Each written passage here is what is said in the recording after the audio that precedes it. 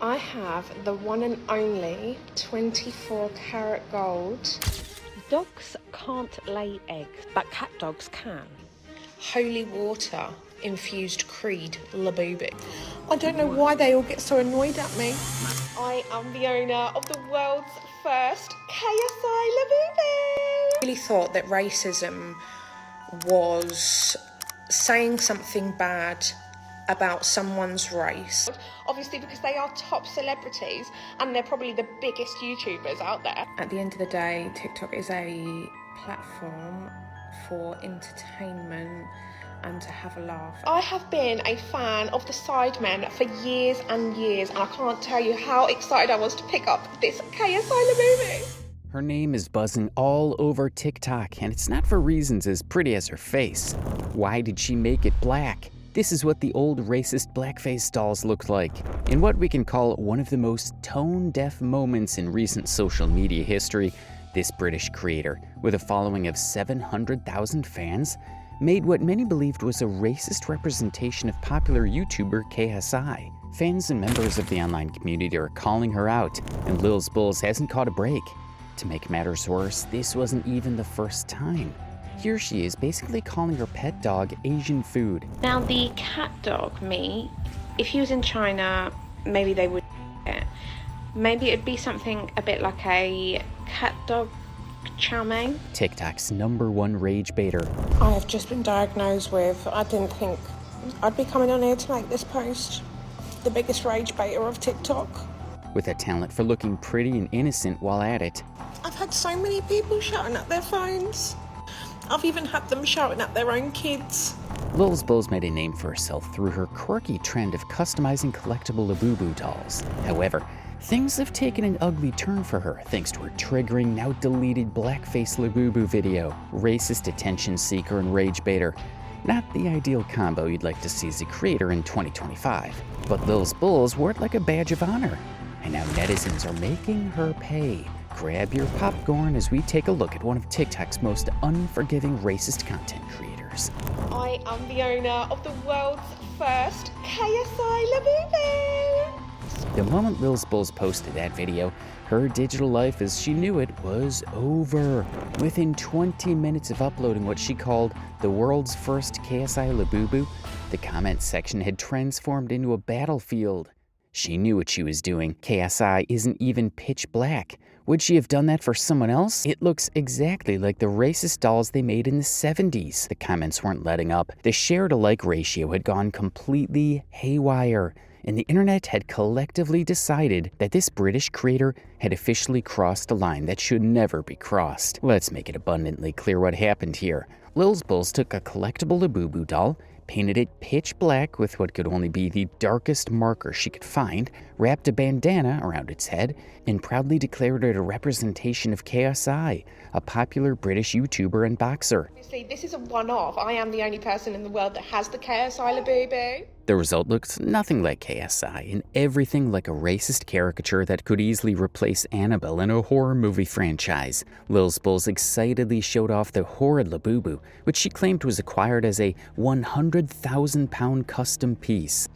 So I paid £100,000 for the KSI Labubu, and I think it's just perfect. I love it. And she spoke about it as if it were a masterpiece. Not just that, but she even claimed that the bandana was an authentic piece from one of KSI's music videos. Now, the bandana that is actually on the KSI Labubu is actually one of KSI's bandanas that he used in one of his rap-in videos. This could have been a harmless video like many of her previous ones. However, fans who knew her and her quirky attitude to be a sarcastic rage baiter instantly called her out for it, tagging it as blackface, a term which basically means imitating and mocking people with black color. The Labubu trend that was once her stepping stone to TikTok fame only raised hell on her. But before we dive into the cast, let's rewind and take a look at how Lil's Bulls ended up here in the first place. Her journey to infamy began long before Labubu dolls entered her life, and it started with her bizarre love for animals and pets. Before the Labubu obsession swept through social media, Lil's Bulls was just an ordinary TikTok handler who always posted about animals. She shared videos about horses, snakes, monkeys, you name it. However, her favorite animal to post and soon-to-be selling point was her dogs. And not just any breed, but special-looking ones with spots. Spots that many of her followers believed were painted on them. Lil's Bulls made wild claims about these dogs. First with what she claimed was a serval dog breed, and then with her famous pet cat dog, which she insisted was a mix between a dog and a leopard. Well, he's not actually a dog, he is a cat dog. His dad's half leopard. She'd present this pit bull with dots all around, claiming it's some kind of rare hybrid, while speaking with such stone-faced seriousness that viewers couldn't tell if she was joking or genuinely delusional. Now he is 75. Leopard. Feline. Lil's Bulls is unnaturally gifted in delivering the most outrageous claims with an absolutely straight face. She has this way of seeming extremely serious when she talks, when in reality she's being completely satirical. For instance, check out her reply to a snide remark someone had left in the comments about her feeding her cat dog food made out of gold. What we do is we feed him 24 carrots over the space of a week. Here's another one where she answers a question about whether or not her dog has attempted to attack her before. His brother Kevin did try to attack me. That's why we had him made into a jacket. We have people in awe in the comments at how she had maintained a straight face throughout the video. And there's also the category of people who failed Sarcasm 101.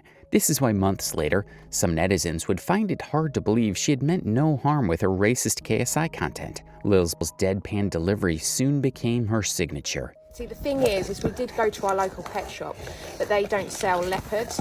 So the only thing that we could do was buy one off of the black market. And fans could never quite tell if she believed her own stories or if she was playing an elaborate joke on everyone. When the Labubu craze hit TikTok like a tsunami, Lil's Bulls saw her golden opportunity. These quirky collectible dolls, created by Pop Mart, took the world by storm. Labubus are, by most objective standards, fairly unremarkable toys. They're small, somewhat creepy-looking figures with exaggerated features and an aesthetic that falls somewhere between cute and unsettling. They're not the average cute plush toys you would pick up for a kid at the supermarket. Yet, for some reason, these monster elves evolved into must-have accessories for influencers, celebrities, and social media addicts worldwide. What made them even more special was their mystery box culture. Each Labubu comes in a blind box, meaning buyers don't know which variation they're getting until they open the package. This gambling-like element created an addictive collection culture among social media influencers, who made blind unboxing their best-selling content.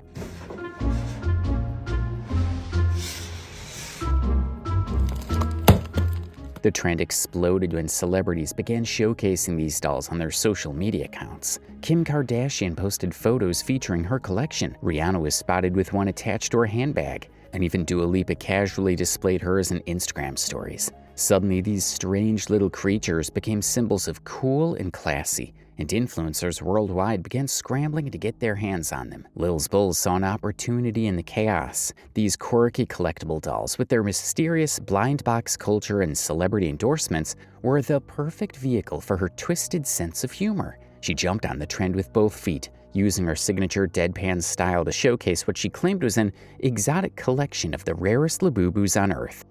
I am the owner of the world's only white diamond Labubu.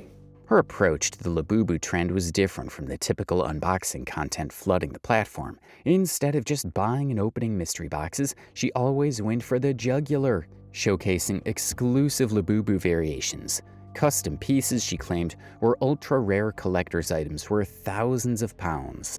I am the owner of the first world's only holy water infused creed Labubu.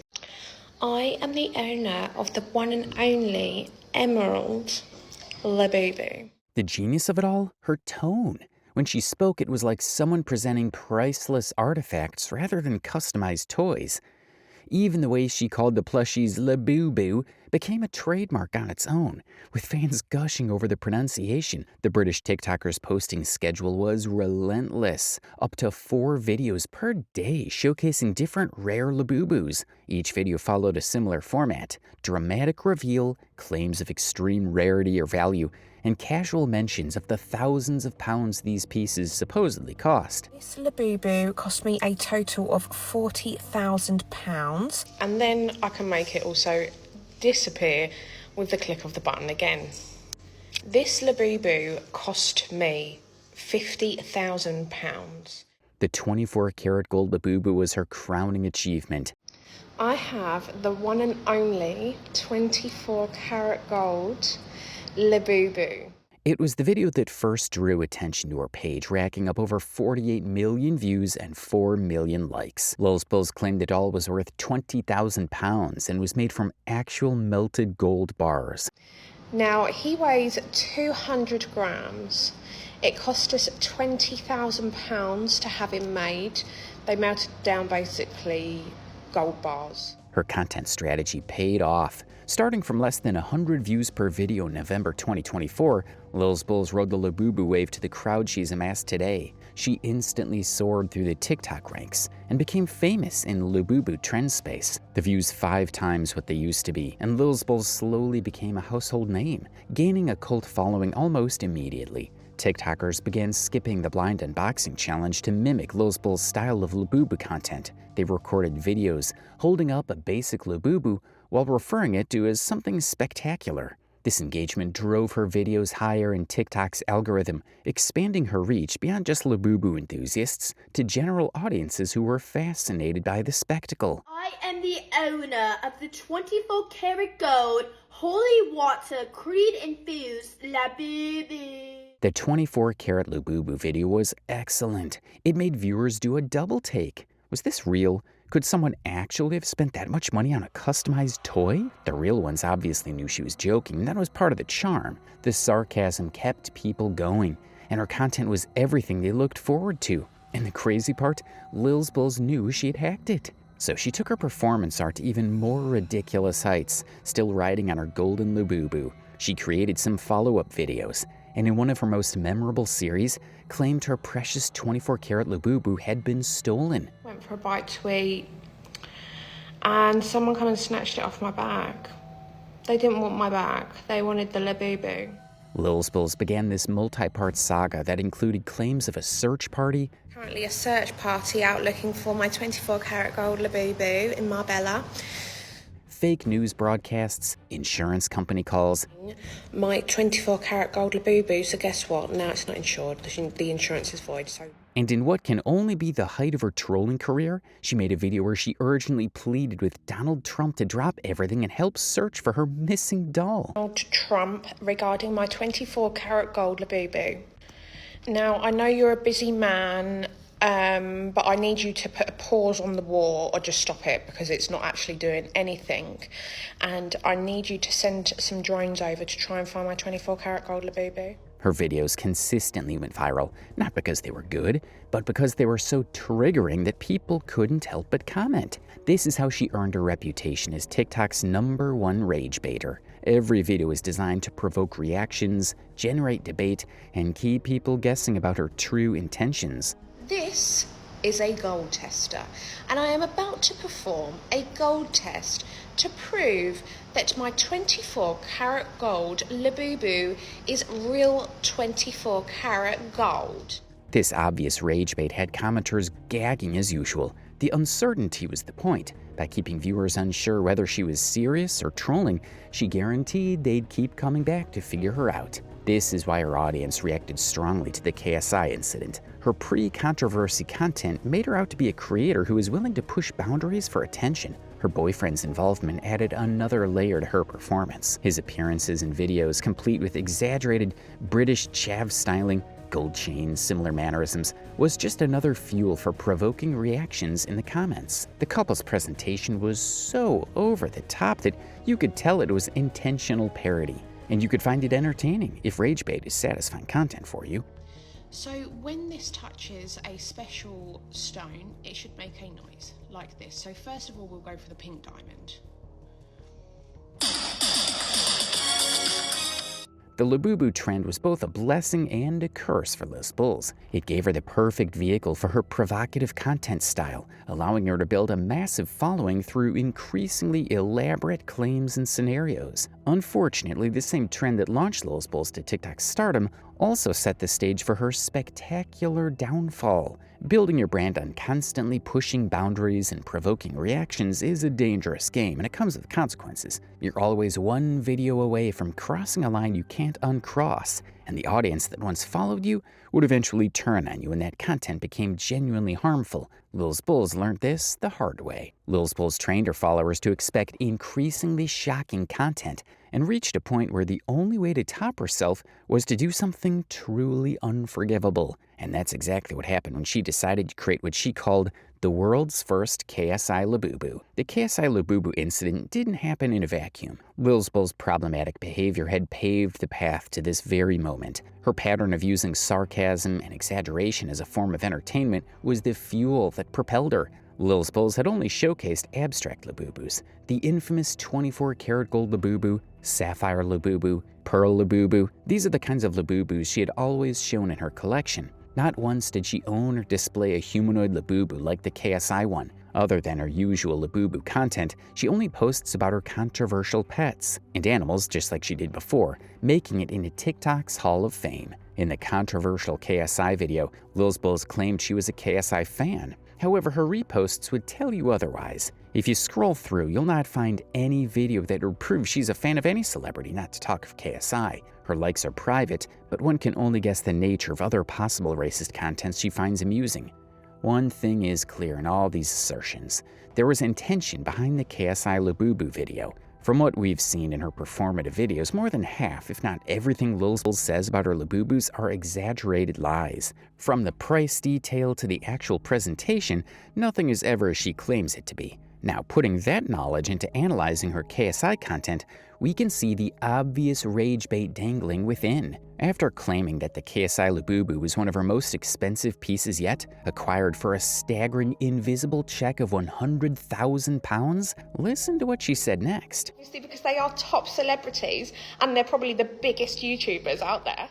Her choice of words is everything we'd come to expect from Lolcow, but cranked up to 11. Also, Lolcow's enthusiasm was noticeably more intense than her previous content. At first glance, her demeanor could reflect a genuine cuteness-aggression reaction, as if she's thrilled to have a miniature version of her favorite celebrity, which by the way is totally unbelievable. But regardless, the jet black doll raises questions about whether she's genuinely celebrating KSI or inadvertently mocking him. It's hard to believe it's genuine enthusiasm and not mockery when she's dangling a horrid black doll with a huge smile on her face. People in the comments were not having it, pointing out what they perceived was intentional blackfacing in her video. What's more, this wasn't the first time Lolcow was called out for having racist tendencies. Remember that video where she casually implied that only Asian people could eat her cat dog? Now, the cat dog, if he was in China, maybe they would eat it.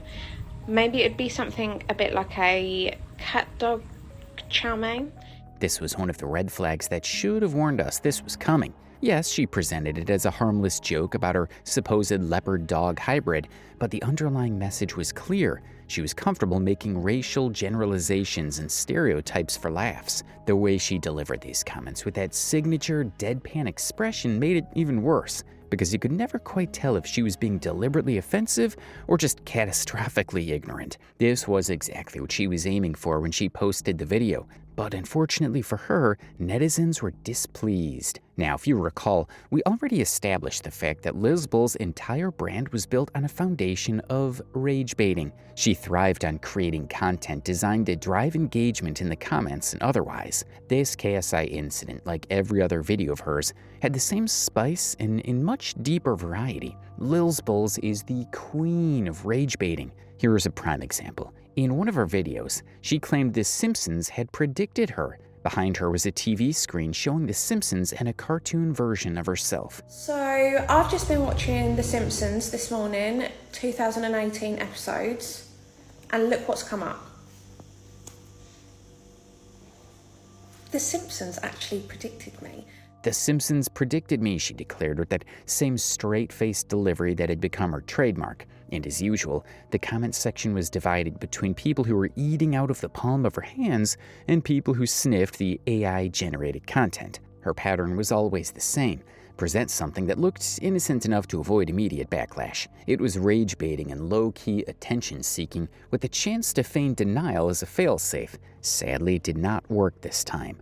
I am the owner of the one and only 24 karat gold Labubu. Now, I never believed the Simpson prediction things. After being called out for her behavior and the apparent blackfacing she had endorsed, Lolcow deleted the video. A few minutes after posting, gone. But here's the thing about the internet. Receipts are forever. By the time she hit delete, netizens who had already saved the video began reposting it, determined to teach her a lesson this one time. Rage baiting was a serious game, and for the first time since she made it her brand strategy, it backfired. Big time. The moment that video went live, all hell broke loose in the comments. Reactions ranging from people literally not believing their eyes to others who barely caught the controversy in her statement. Even in today's world where outrageous content is pretty much the norm, this video managed to genuinely shock people. It was one of those moments that really shows you how fast online communities can come together when someone crosses a major line. It wasn't just Black creators who were upset. Content creators, KSI fans, regular TikTok users, everyone recognizing that something seriously messed up had happened. They were hot on Lolcow's trail. The fight went to X, where screenshots and recordings of the deleted video kept spreading.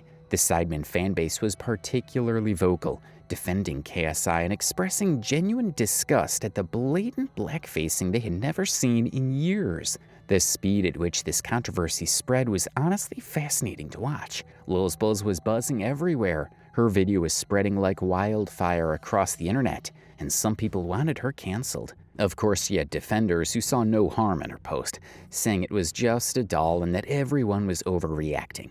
But these defenses got shut down pretty quickly by users who explained why the just a toy argument completely missed the point. Lolcow's video didn't last an hour before it was deleted, but the internet has not moved on or forgotten. It's one thing to make harmless Labubu contents just for laughs, but it's another to ascribe it to a human being in the worst way possible. This could have served as a fun KSI content. And not a blackface Labubu doll from the Annals of Hades. Of course, KSI himself had something to say about Lolcow's Labubu video. You know what annoys me the most about that video? The fact that my forehead is so big. Yes, that was all the Sideman had to say. He stayed unbothered like the reasonable influencer he is, but that didn't mean the hate would simmer down. In fact, it only continued, prompting Lolcow to man up and dance to the beat she had set for herself. I will take accountability on that, and I'll say sorry to anyone that I have offended. Will you take a look at that? When Lolcow finally addressed the controversy surrounding her KSI Labubu, her initial response was a masterclass in how not to handle a public relations disaster. Rather than taking genuine accountability for her actions, she delivered a response that many viewers found more offensive than her original content. So I just wanted to come on here and talk about the Labubu video that I deleted. Lolcow immediately framed the discussion around the deleted video rather than addressing the content itself. Now, in no way, shape or form did I intend for that video to be racist or against anyone. From the way she was talking, you would think it was a public announcement she was making and not an apology video. Her tone lacked emotion or remorse. That initial spark we glimpsed in her KSI Labubu video had completely vanished and was replaced by her usual impassive demeanor in every other content she had created in the past. The apology video posted after the backlash had reached a fever pitch somehow managed to be simultaneously defensive, tone-deaf, and utterly unconvincing. Rather than taking genuine accountability for her actions, she delivered a response that many viewers found more offensive than her original content. Lolcow claimed that she had gotten the idea for a KSI Labubu in the comments of one of her recent videos. The whole intro started on the wrong foot. Firstly, instead of rendering an apology, Lolcow spoke in a way that hinted that she saw the problem as having posted the video and the racist content itself. Instead, claiming that the idea for KSI Labubu came from the comments seemed like an attempt to shift responsibility to her audience. Comments like people have said sapphire Labubus, emerald, so I've done them, and someone said a KSI Labubu. As if a comment suggestion would somehow excuse her choice to create what eventually amounted to blackface imagery. This baffling deflection ignored the obvious fact that no commenter had suggested she paint a Labubu doll not brown but pitch black and wrap it in a bandana. Those specific choices were entirely her own. But anyway, moving on. Apart from her claim that she was simply responding to audience requests, another tone-deaf remark she made in her makeshift apology video was her explanation for how she never intended to come off as offensive. At the end of the day, TikTok is a platform for entertainment and to have a laugh, and not at any point when I made that video did I want to offend anyone. She's just losing the plot at this point. A minute into the video, and there was still no word of a meaningful apology. Her claim that she never intended for the video to be racist immediately rang hollow to viewers who had seen the original content. Rather than just saying I created content or I made something offensive, she repeatedly used phrases like, I didn't intend for it to come across racist. Obviously, we're all humans and we're all on the same planet, so my intention was not for it to come across racist at all. Lolcow admitted that she had initially intended funny videos of Labubus as the sidemen. My idea there was to make all of the sidemen and make some funny videos of Labubus as sidemen.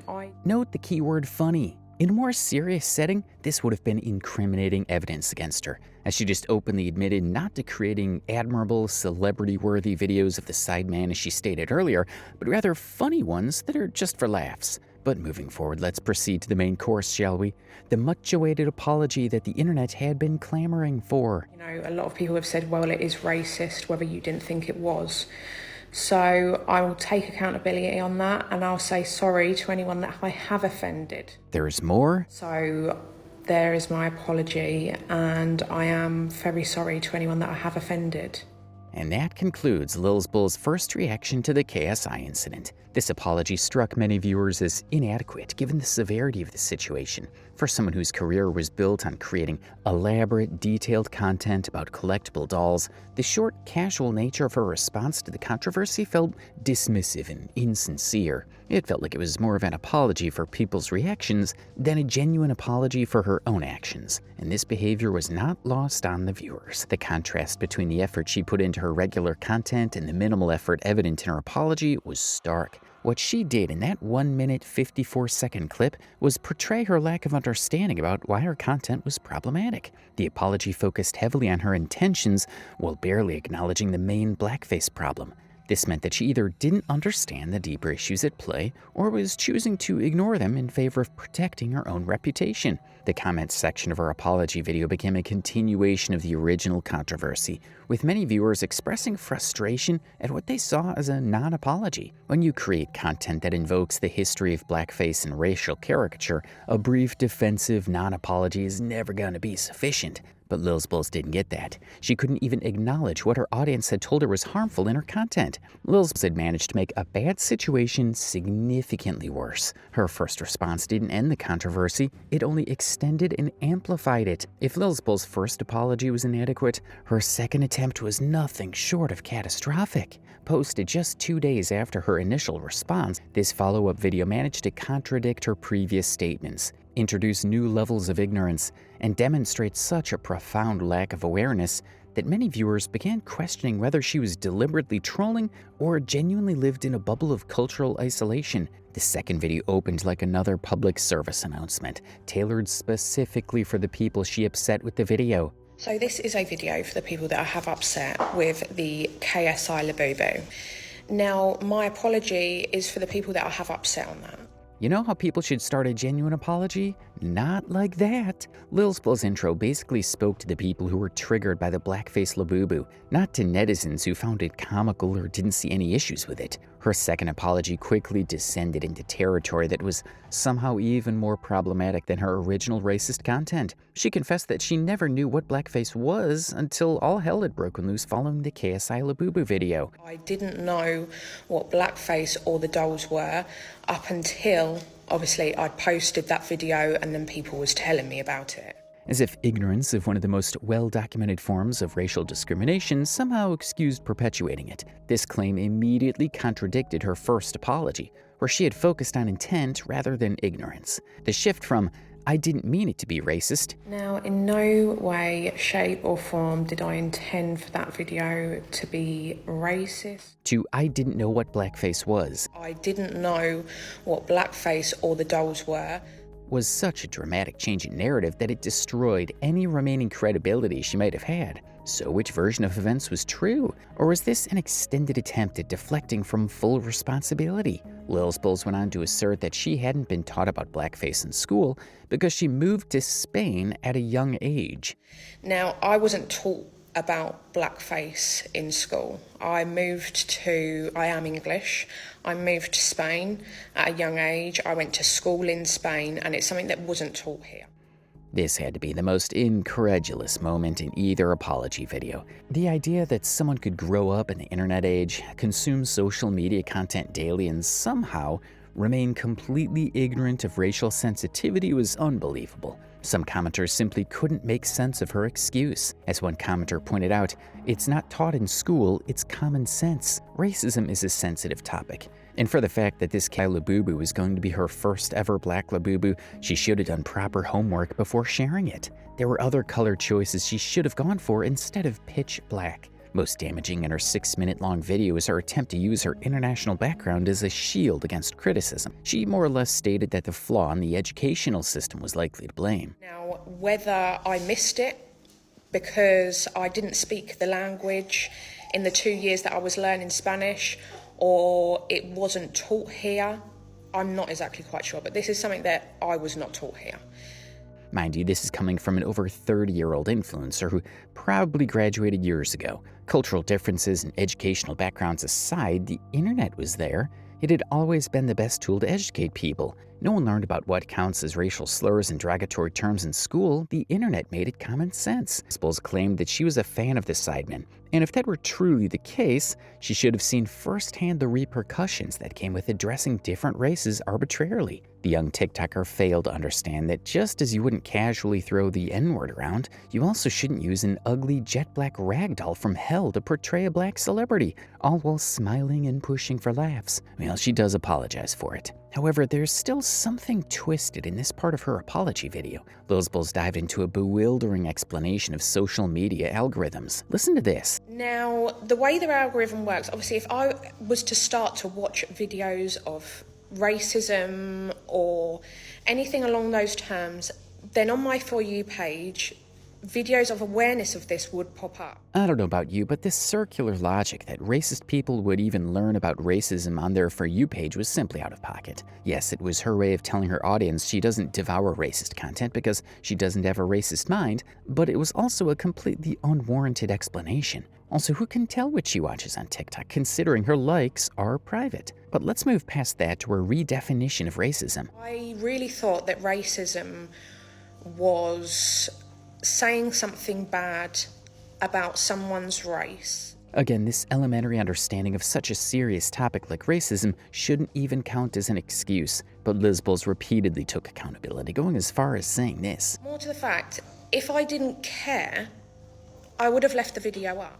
In all, the long apology was much extensive than the initial one. Although it was packed with many unnecessary excuses, it still reflected a much deeper sense of awareness of the issue. I'm not making excuses about my video. I'm simply addressing the problem and the naivety and how uneducated I was on the situation. I am sorry to every single person that I have offended on it, and in no way did I intentionally want to be racist at all. And I know that that doesn't make it not racist. I know that it was a very offensive now because obviously I've searched this stuff up and I've done research on it. So this is a sorry to every single person that I have offended, and it will not happen again. It could be sufficient depending on how you interpret it. If you believe her explanations are sincere and understand where she's coming from, then you might take her at her word. However, if you consider her usual antics of mixing false statements with exaggerated claims, you might have a rough time figuring it out. She had indeed doubled down on ignorance and pushed the blame to the educational system and the one comment that started it all. But she still took accountability for her actions. The bottom line is content creator Liz Bulls recognized that she had crossed a line and tried to take responsibility for it. Whether her words were sincere or not, she had left 2 kinds of apology videos in her digital footprint, and the internet will always remember that. Following this video, Liz Bulls went about her usual content creation, posting about her old Labubu collections. However, the comments are still a mix of reactions, most of which still come from the KSI Labubu trauma. She constantly engages with people who either haven't seen her apology videos yet, aren't satisfied by them, or are disappointed with her altogether. Everyone makes mistakes. People mess up, and social media has this way of amplifying our worst moments for the world to see. But Liz Bulls' situation goes way beyond a simple mistake. It's a prime example of how to be extra sensitive as a content creator in 2025. Liz Bulls, with her history as one of TikTok's rage baiters, had painted a doll pitch black, wrapped a bandana around it, and called it a representation of a black man. There is no universe where this would have been a funny joke without consequences. It's modern-day blackfacing, and the crazy part, it started to get a cult following. Now on the internet, some people showcase the KSI Labubu as a parody while normalizing blackface and spreading racism in the process. TikTok users are constantly in Liz Bulls' comments, with some calling for her to be completely canceled. As expected, there are always 2 sides in a war. While commenters are calling for cancellation, Liz Bulls has supporters who definitely moved past the incident. Chances of her getting canceled are slim. Despite the controversial incident, her followers keep increasing on TikTok. Liz Bulls had built her brand on rage baiting and shock value, and her gradual growth was proving that something somewhere in her recipe was working. Liz Bulls threatened her own career with a single video, and it's unlikely she would make the same mistake again. The KSI Labubu video is still in circulation today, and the internet will probably never forget. But what's insane about the whole thing is how it keeps helping her gain more followers. Should this be a primary concern for the possibility of more blackfacing on social media? Time will tell. At the end of the day, Liz Bulls' controversy taught one lesson and one lesson alone. Your platform comes with responsibility. When you have thousands of people watching your content, you simply can't hide behind ignorance for it to go to dust. You need to remember the diverse race and age her content is appealing to. Liz Bulls learned this fact the hard way, and it doesn't take a genius to know that one more slip-up could really send cancel culture her way. What do you think? Does Liz Bulls deserve a second chance? Leave an answer in the comments below. Thanks for watching, and stick around for more exciting videos like this one.